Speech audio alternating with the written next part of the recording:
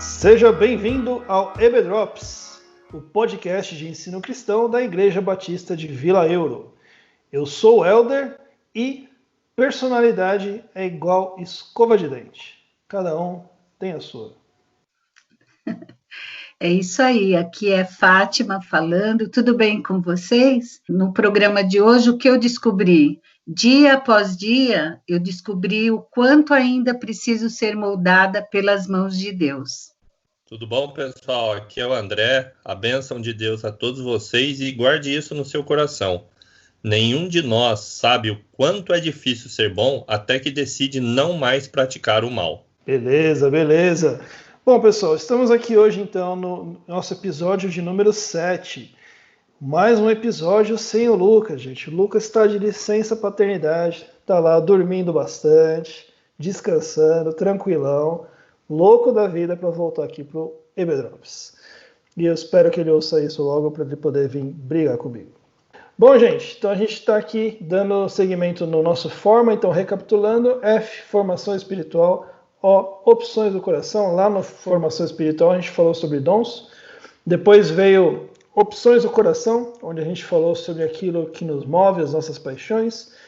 No último episódio a gente falou sobre recursos pessoais, onde a gente falou sobre as nossas habilidades, os nossos talentos. E hoje a gente vem aqui no M, falar sobre o modo de ser, que o autor, né, no livro, ele trata muito sobre personalidade. E aí eu vou começar. Queria fazer uma pergunta para a Fátima. Ô Fá, tem às vezes alguma confusão, né, entre o que é personalidade e o que é caráter. Qual que é a diferença entre eles? Você pode dar uma explanada aí pra gente? Eu fiz uma pesquisa e o que eu percebi, que mesmo consultando os dicionários ou as definições psicológicas, existem assim, é muito difícil uma definição clara de personalidade e caráter. Normalmente, as duas definições se sobrepõem, têm características parecidas. O autor, ele coloca que o caráter tem a ver com os princípios, os valores, a ética de cada um, aquelas coisas interiorizadas que norteiam o modo de agir e reagir de cada pessoa. Seriam, assim, os valores interiorizados. Claro que o caráter humano ele foi deformado por causa da queda lá do homem no Éden, mas em Cristo, quando nós aceitamos Jesus, o caráter ele começa a ser reconstruído através da ação do Espírito Santo. Já a personalidade, ela tem mais a ver com a individualidade, o modo de ser de cada pessoa. Eu descobri aqui que a palavra personalidade, né, ela vem do latim e tem a ver com persona. Eu achei bem interessante isso. Persona era um termo usado no teatro grego-romano para designar o papel desempenhado por um ator diante do seu público. Então, a nossa personalidade é a nossa apresentação, a apresentação de nós mesmos ao mundo que nos cerca. Seria a forma como cada um se expressa no mundo. São as características pessoais que definem o seu modo de pensar a respeito de si mesma, a respeito dos que a cercam, e isso influencia diretamente a forma como ela percebe e reage às situações que se apresentam à sua volta. Então, a pessoa pode ser tímida, pode ser extrovertida, pode ser mais reservada. O importante é saber que Deus fez cada um do jeitinho que é, intencionalmente, já pensando como ele iria usar essa pessoa.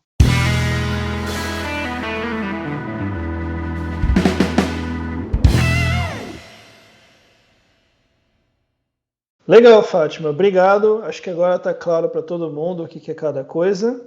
E aí eu queria falar agora com o André. André, tendo agora a gente, né, todo mundo entendido o que é personalidade, o que é caráter, conta pra gente como é que Deus age em relação à nossa personalidade e ao nosso caráter. Como que ele lida com cada uma desses dois mundos na nossa vida? Jesus, ele aceita a nossa personalidade. Se você é brincalhão, se você é quieto, contido ou impulsivo, isso não tem diferença para Jesus. Ele trabalha com todas as personalidades. O que muda, então, é o caráter.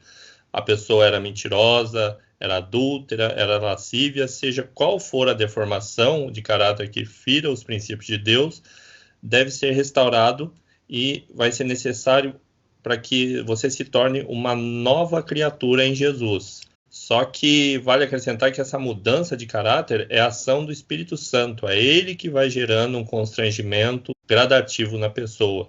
Porque as pessoas que pelo esforço próprio tentam moldar o seu caráter de acordo com o que eles consideram evangelisticamente correto, eles tendem em algum momento a ruir e revelar que houve apenas um verniz aplicado no caráter, não uma profunda e verdadeira mudança. Como diz no texto de Efésios 4,18, aquele que rouba, não rouba mais. É basicamente um convite para não fazer o que é errado, permitir a ação gradativa e duradoura do Espírito Santo em nós. Já a personalidade não existe certa ou errada. Todas são utilizadas para o trabalho e na obra de Deus. Somos, então, basicamente ferramentas nas mãos de Deus. Nós somos também matéria-prima para a moldagem nossa e também ferramentas para ajudar o crescimento de outros, né? A gente é como um metal, que tanto pode ser moldado para a fabricação de um martelo, como para a fabricação de uma chave de fenda. Lembrar sempre que, como diz em 1 Coríntios 12:17, né? Nem todos são pés, nem todos são olhos. Cada um tem uma função. Portanto, existem diferentes personalidades que tornam-se ferramentas úteis ao plano de Deus. Então, lembre-se sempre que personalidade que Deus criou em você deve ser abraçada, pois ela é um reflexo de como Ele te fez para a glória dEle. Da mesma maneira que o Senhor deu paixões, habilidades e dons espirituais, a personalidade é um presente e um complemento para aquilo que Deus planejou para a sua vida em particular. Eu fiquei lembrando aqui que muitas vezes a gente fala, mas eu sou assim mesmo, eu sou, sei lá, estressado mesmo, então eu falo mesmo o que vem à cabeça. Eu sou mesmo explosivo, então o que der eu vou lá e vou falar e vou fazer. E na verdade isso é a manifestação ruim, né, da nossa personalidade. Acaba isso transparecendo como uma forma de caráter mesmo, que é onde realmente Deus trabalha. Então, assim, não é que você vai mudar a forma de você sentir, de você reagir internamente, mas você muda a forma com que você expressa, com que você se comporta diante, né, dos outros, né? Fátima, a Bíblia ela mostra, né, a gente consegue identificar alguns personagens bíblicos que expressam algum tipo de personalidade. Então você tem lá Pedro como um cara mais sanguíneo, você tem lá Paulo como um cara mais colérico, você tem um Jeremias mais melancólico. O que a Bíblia mostra pra gente com a forma com que Deus trata as diferentes personalidades quando a gente olha para os personagens bíblicos? Como você bem disse, nós somos diferentes, né? Você citou Pedro, e a questão de Pedro ser explosivo, ser rude, isso aí são deformidades da nossa personalidade, né? É fruto da ação do pecado em cada um de nós. Mas você pode ver que mesmo Pedro, ao longo da história dele, do relacionamento dele com Jesus, aquele caráter explosivo, se tornou um homem corajoso, um homem ponderado nas suas ações, né? Então, Deus usou uma característica dele, tirou aquilo que era ruim, porque é isso que o Espírito Santo faz com a gente, ele lapida a nossa personalidade, o nosso temperamento, para que a gente fique de acordo com aquilo que Deus quer. Então, esse temperamento explosivo, né? A gente divide em 4 temperamentos, né? Sanguíneo, fleumático, são temperamentos que vão ser lapidados. E muita coisa também que a gente tem, às vezes, uma baixa autoestima. Então, eu sou tímida, acho que nunca vou poder ser usada por Deus.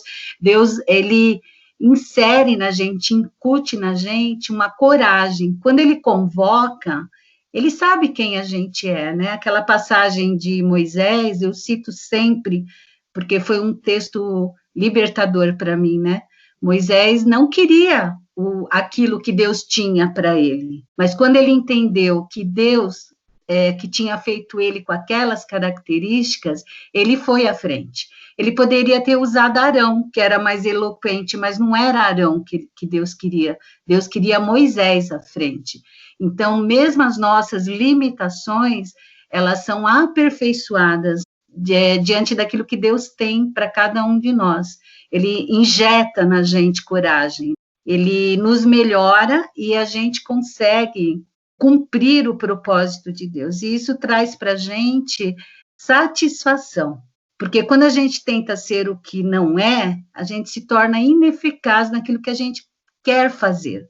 Mas quando a gente está dentro da vontade de Deus, o próprio Deus nos capacita, nos ajuda. Eu uma vez ouvi um exemplo de um professor de seminário que falou assim, quando um bule de café é desenhado, ele é preparado, ele é forjado, tendo em vista o quê? Conter o café. Se você quiser fritar um ovo dentro de um bule, você até vai conseguir, mas você não vai ser muito eficiente. Então, é uma tarefa que existe sendo feita pelo utensílio errado.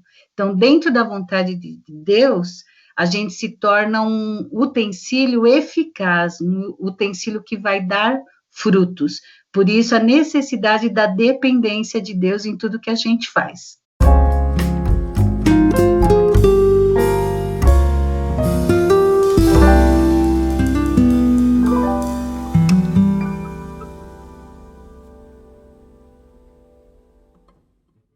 A gente vê muito disso na igreja, né? No corpo, de pessoas, muitas vezes até na boa intenção, mas no lugar errado, né? Fazendo aquilo para que não foi forjada para fazer, e muitas vezes até pela necessidade, porque às vezes tem aquele posto vazio e aquele trabalho precisa ser feito, e aí, mas no fundo, tanto aquela pessoa que deveria estar fazendo o trabalho e não está fazendo, não está cumprindo a vontade, quanto aquele que está fazendo algo que não deveria fazer, também está fora da vontade de Deus, né?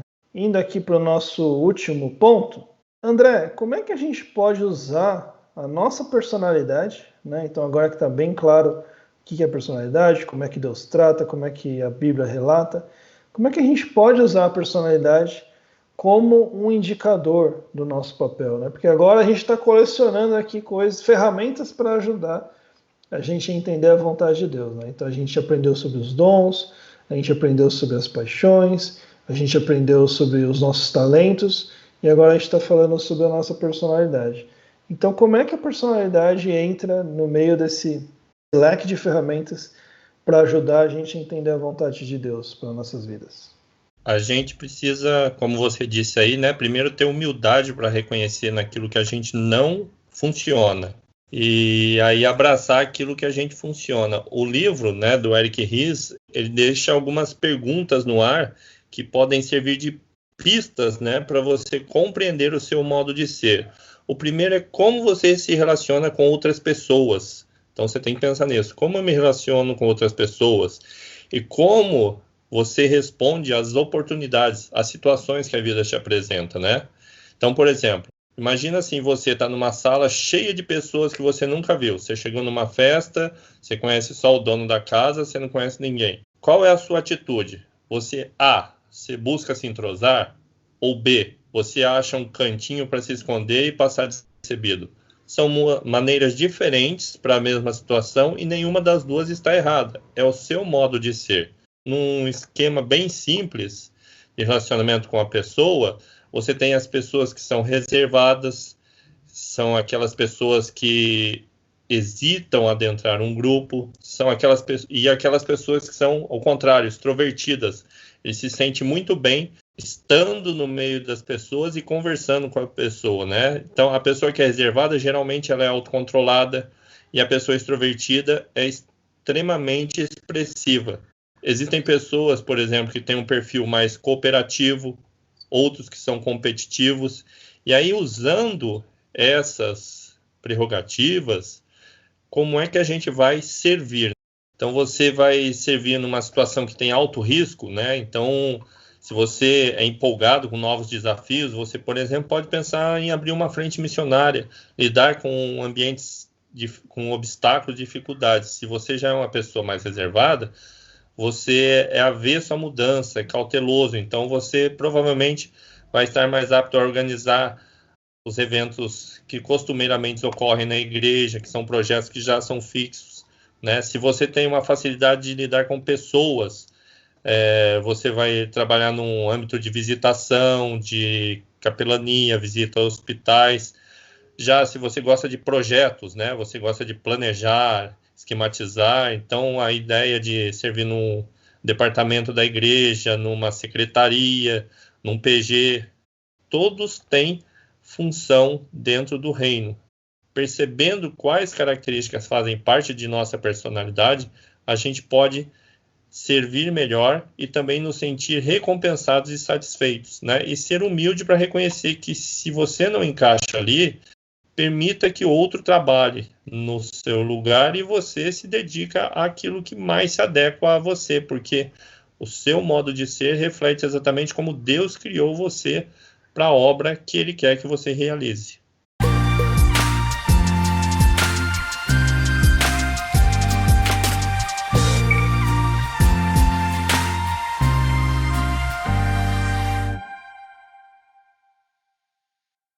E enquanto você falava, eu estava pensando aqui, né, que muitas vezes esses comportamentos, esses traços de personalidade que se sobressaem mais, né, então a pessoa que é mais expansiva, que fala melhor, que se relaciona melhor, diante daqueles que são mais retraídos, que são mais tímidos, que são mais caladinhos, essas pessoas mais tímidas olham os outros, para aquele outro grupo, como se eles fossem melhores, como se eles fossem, né, mais, sei lá, mais dotados de dons e de talentos, etc.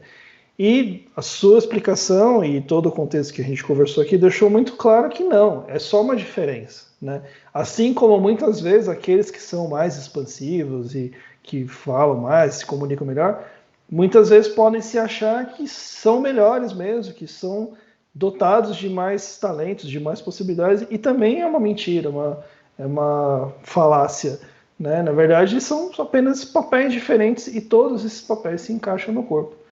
Diante de tudo isso que a gente ouviu, uma dica importante é você experimentar, né? Porque às vezes, só vendo um esquema, o que é personalidade, o que é temperamento, a gente fala, tá, mas e aí? Onde eu vou servir? Então, a gente tem que experimentar, começar a fazer e ver como que o teu trabalho dá frutos. Se ele dá frutos ou se ele não dá frutos. Aí você vai percebendo aonde Deus quer te usar. Dificilmente é muito rara a pessoa logo de cara descobrir aonde Deus vai usá-la, né? Eu sempre achei que eu ia cantar no louvor, é minha frustração, tá? Não ter voz para cantar no louvor. Fiz aula de música, de canto, 1 ano e pouco com a Suzy, né? Nossa ministra de música, mas descobri que só dá para cantar no banheiro. Então, a gente vai experimentando e Deus vai nos mostrando as nossas características, aquilo que nos dá prazer, aquilo que dá frutos que permanecem, e a caminhada vai te trazendo a certeza de onde Deus quer te usar. E a gente ser sempre humilde, porque tudo que a gente tem não é mérito nosso, não é nada nosso, tudo nós recebemos, né? E daremos conta depois para Deus daquilo que Ele pôs em nossas mãos. Eu acho que eu comentei em algum episódio aqui, mas na dúvida só vou mencionar que o próprio Rick Warren, lá no Vida com Propósito, ele menciona que até, assim, eu não lembro exatamente a idade, tá? Eu acho que ele já estava na faixa de uns 40 anos ali, já tinha um tempo de ministério, e ele ainda não tinha se descoberto como professor. Foi aí que, depois de muita insistência de algumas pessoas, ele resolveu tentar dar aula na igreja, e aí ele apaixonou, e enfim, nasceu várias coisas desse ministério específico em ensino. Então ele fala que ele se descobriu como professor só depois de um bom tempo.